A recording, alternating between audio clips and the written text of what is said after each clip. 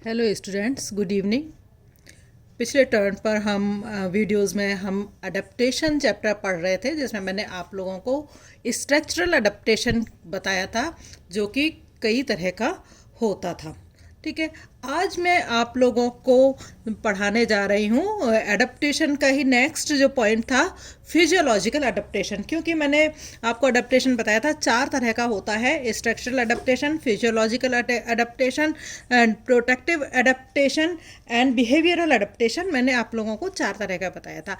आज मैं आप लोगों को फिजियोलॉजिकल अडेप्टेशन के बारे में बता रही हूँ। फिजियोलॉजिकल अडेप्टेशन किसी वातावरण में सफलतापूर्वक जीवन यापन करने के लिए जंतुओं के शरीर में होने वाले कार्यकीय परिवर्तनों को कार्यकीय अनुकूलन या फिजियोलॉजिकल अडेप्टेशन कहते हैं। ठीक है, फिजियोलॉजिकल अडेप्टेशंस जो हैं वो हमें शरीर के बाहर से नहीं दिखाई देते हैं, क्योंकि ये जो चेंजेस आते हैं फिजियोलॉजी के, ये शरीर के अंदर की तरफ से आते हैं। ठीक है, तो इसके लिए हमें कुछ एग्जाम्पल्स की सहायता से आपको बताना पड़ेगा कि फिजियोलॉजिकल अडेप्टेशंस कौन कौन से होते हैं। फॉर एग्जाम्पल, टेरिडो, आप लोगों ने नाम सुना होगा, शिपवर्म के नाम से इसको जाना जाता है। लकड़ी के जहाज़ों पर अपना ये आवास बनाता है और लकड़ी को ही ये खाने का काम करता है। तो लकड़ी या सेल्यूलोज को पचाने वाले जो एंजाइम्स होते हैं वो टेरिडो के अंदर पाए जाते हैं, जिससे कि वो लकड़ी को पचा पाता है। दूसरा जो है, जो मेराइन वाटर फिशेज, श्रिम्प्स जो होते हैं, उनको ऑस्मोटिक प्रेशर को सहने की अत्यधिक क्षमता जो है वो उनके अंदर विकसित हो जाती है।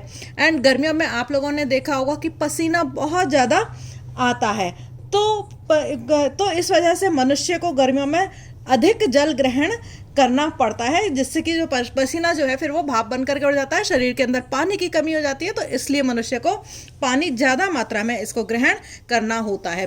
तो आप लोगों ने देखा होगा मरुस्थलीय जीव जैसे होते हैं, रेप्टाइल्स हैं, बर्ड्स हैं, टेरेस्ट्रियल इंसेक्ट्स जो हैं, तो उनके द्वारा यूरिक एसिड का जो एक्सक्रीशन है वो भी एक फिजियोलॉजिकल अडेप्टेशन में आता है। तो यूरिक एसिड का सीक्रेशन जो है ठोस रूप में किया जाता है, क्योंकि यह जल में अनसॉल्युबल होता है, और यूरिक एसिड के उत्सर्जन से पानी का जो संरक्षण है वो भी होता है। वाटर कंजर्वेशन जो है इनके अंदर पाया जाता है। इसके अलावा जो डेजर्ट एनिमल्स होते हैं, उनका जो मेटाबॉलिक वाटर का उपयोग करने की क्षमता भी उनके अंदर पाई जाती है, और ये पानी वो वसा के जो मेटाबॉलिज्म है उसके द्वारा वो ग्रहण करते हैं। मीन्स फैट मेटाबॉलिज्म जब होता है, उससे जो पानी निकलता है उसको भी ये अपने शरीर के अंदर ग्रहण करने की क्षमता रखते हैं। इसके अलावा जो डेजर्ट एनिमल्स होते हैं उनमें ADH, एंटी डायूरेटिक हार्मोन्स का जो सीक्रेशन है वो भी काफ़ी ज़्यादा होता है। किस वजह से?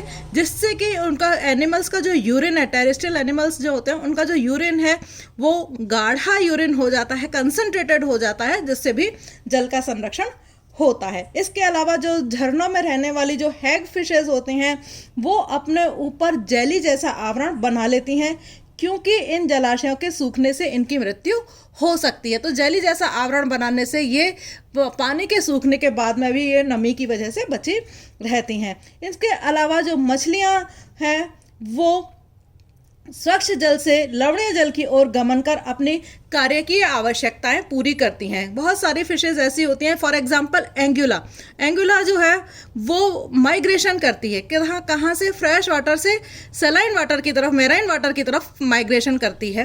तो इस तरह के माइग्रेशन को क्या कहते हैं?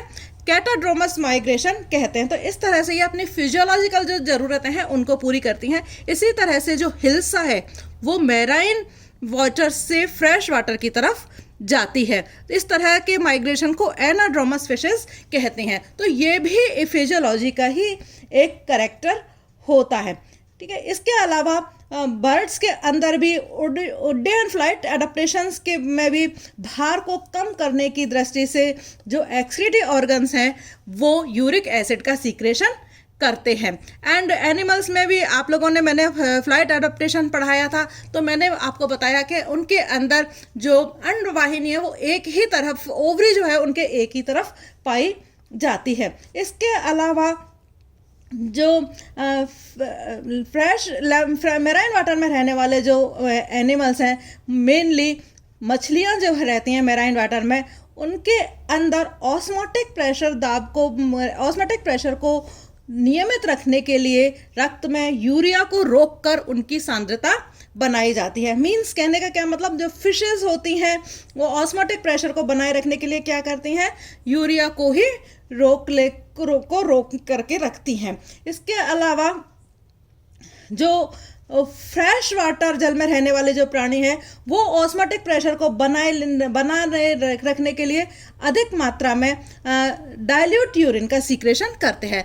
तो डिफरेंस क्या है, मैराइन वाटर में जो फिजियोलॉजिकल कैरेक्टर्स होते हैं अलग होते हैं, और फ्रेश वाटर में रहने वाले एनिमल्स के जो फिजियोलॉजिकल चेंजेस होते हैं वो अलग तरह के होते हैं ना। पोलर बियर जैसे है वो प्राणियों में, पोलर बियर में जो ऋतुनिष्ठ अनुकूलन भी इनके अंदर पाए जाते हैं। ग्रीष्म काल में इनका रंग भूरा हो जाता है और शीतकाल में इनका रंग सफ़ेद हो जाता है। ठीक है, इसके अलावा जो एनिमल्स होते हैं हायर वर्टिब्रेट्स जो होते हैं उनके अंदर इम्यूनिटी का पाया जाना भी एक कार्यकीय एडाप्टेशन उनका होता है। एंड जो ब्लड क्लॉटिंग भी पाई जाती है मैमल्स के अंदर, आप लोगों ने देखा होगा मैमल्स में ब्लड क्लॉटिंग का पाया जाना भी उनके एनिमल्स की सुरक्षा के लिए आवश्यक है। तो ये भी एक फिजियोलॉजिकल अडेप्टेशन जो है उसके अंदर पाया जाता है। इसी तरह से वातावरण में निश्चित तापक्रम पर जननांगों का परिपक्व होना, पक्षियों में प्रजनन काल व अप्रजनन काल के बीच प्लोमेज में परिवर्तन होना, ये भी एक फिजियोलॉजिकल अडेप्टेशन होता है। उड़ने के समय पर या व्यायाम के समय पर अधिक शारीरिक ऊर्जा के व्यय के कारण भोजन की जो ऑक्सीडेशन रेट है वो बढ़ जाती है, तो जिसके फलस्वरूप ऑक्सीजन की मात्रा है वो अधिक ग्रहण की जाती है और उस समय रेस्पिरेशन रेट जो है, श्वसन दर जो है वो बढ़ जाती है, किंतु कुछ समय पश्चात ये वापस नॉर्मल हो जाती है। तो अलग अलग कंडीशंस में ऑक्सीडेशन रेट का बढ़ जाना, रेस्पिरेटरी रेट का बढ़ जाना, ये भी एक फिजियोलॉजिकल अडेप्टेशन होता है। कई बार धमनी दाब बढ़ जाने पर हृदय निर्गम स्वतः घट जाता है और साम्यावस्था प्राप्त कर ली जाती है। तो फिजियोलॉजिकल अडेप्टेशंस के अंतर्गत वे सभी स्वतः नियामक क्रियाएं या सेल्फ रेगुलेटरी क्रियाएं आती हैं जो प्राणी के द्वारा जीवन काल में की जाती हैं और जो प्राणी के जीवित रहने के लिए आवश्यक है, उसके सुचारू रूप से जीवन को रखने के लिए आवश्यक होती हैं। तो ये मैंने आप लोगों को बहुत सारे एग्जाम्पल्स दिए जो कि फिजियोलॉजिकल अडेप्टेशन के लिए होते हैं। अब मैं आज आप लोगों को दूसरा जो अडेप्टेशन पढ़ाऊंगी वो है बिहेवियरल अडेप्टेशन। बिहेवियरल अडेप्टेशन में आचरणात्मक अनुकूलन भी इनको हम कहते हैं कि जो चेंज अडेप्टेशंस व्यवहार में किए जाते हैं उनको हम व्यवहारात्मक अडेप्टेशन अनुकूलन उनको हम कहते हैं। फॉर एग्जांपल टेरिडो का एग्जांपल हमने फिजियोलॉजिकल अडेप्टेशन में भी दिया था, यहाँ पर भी हम बिहेवियरल अडेप्टेशन में भी हम इसका एग्जांपल लेते हैं कि टेरिडो के समान ही लकड़ी खाने वाला एक एनिमल होता है दीमक। आप लोगों ने नाम सुना होगा, घरों में भी दीमक बहुत ज़्यादा लग जाती है। दीमक जो है टर्माइट जिसको इंग्लिश में बोलते हैं, कि टर्माइट के आहार नाल में लकड़ी को पचाने वाले फ्लैजिलेट्स पाए जाते हैं। फ्लैजिलेट्स प्रोटोजोआ ग्रुप के एनिमल्स हैं, उनके अंदर फ्लैजिलेट्स जो है वो पाए जाते हैं और ये दीमक जो है समय समय पर अपनी त्वचा को उतारते रहते हैं। तो इस प्रोसेस में जो इनका एलिमेंट्री कैनाल है उसका आंतरिक स्तर भी उनका वो झड़ जाता है। आंतरिक स्तर झड़ जाने से क्या होता है कि जो फ्लैजिलेट्स होते हैं वो भी उस आंतरिक स्तर के साथ में बाहर निकल जाते हैं।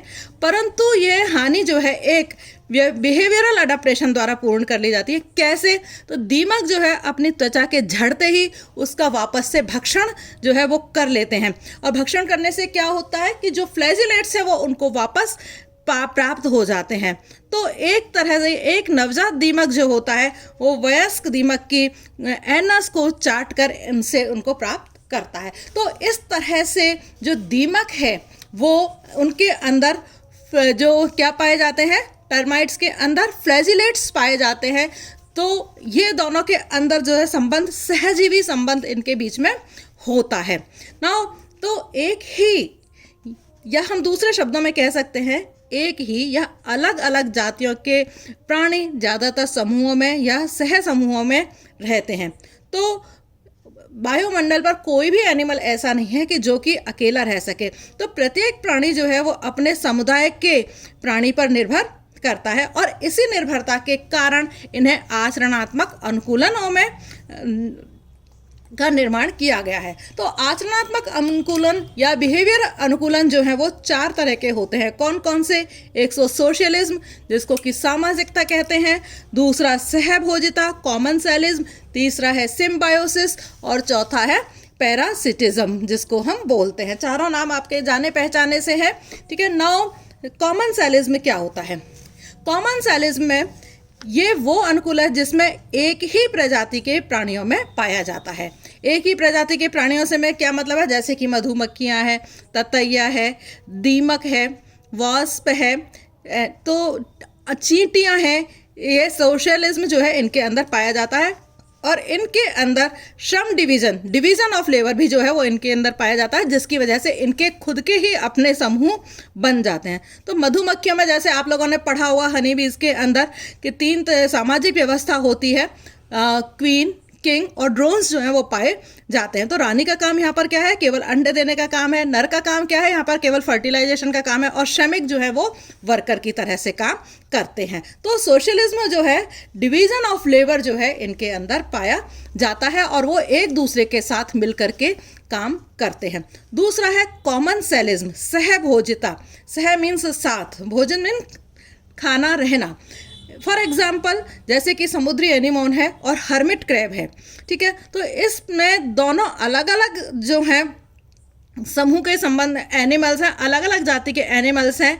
इनका आपस में एक दूसरे से कोई संबंध नहीं होता है, लेकिन जो सी एनीमोन है वो हर्मिट क्रैब के अंदर पाया जाता है और उसके वहाँ पर यह शेल्टर पाता है, दूसरे को उससे खाने का फायदा होता है।